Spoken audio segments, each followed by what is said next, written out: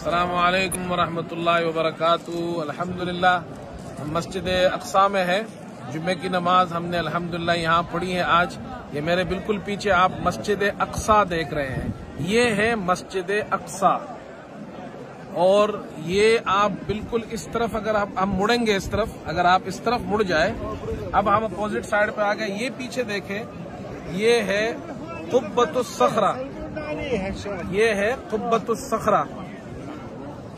और ये सखरा चट्टान को कहते हैं, उसके ऊपर ये कुब्बा है, गुम्बत है, इसलिए इसको कुब्बतुस सखरा कहते हैं। ये मस्जिद अक्सा नहीं है, अलबत्ता यहाँ भी नमाज होती है और ख़वातीन यहाँ नमाज पढ़ती है।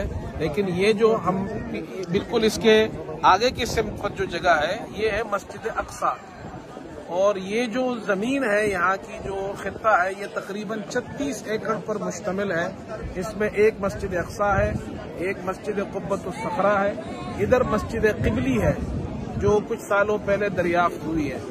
मस्जिद अक्सा के बिल्कुल नीचे यहाँ पर ये पुरानी कदीम मस्जिद यहाँ पर है।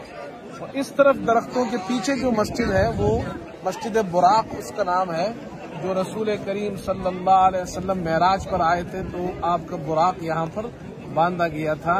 इस पूरे हिस्से को यहाँ का अक्सा का हरम कहा जाता है और ये इस शहर के बिल्कुल वस्त में वाक़ है। बहुत खूबसूरत जगह है। मुसलमानों ने नमाज पढ़ी यहाँ पर, हम सब ने नमाज पढ़ी यहाँ पर।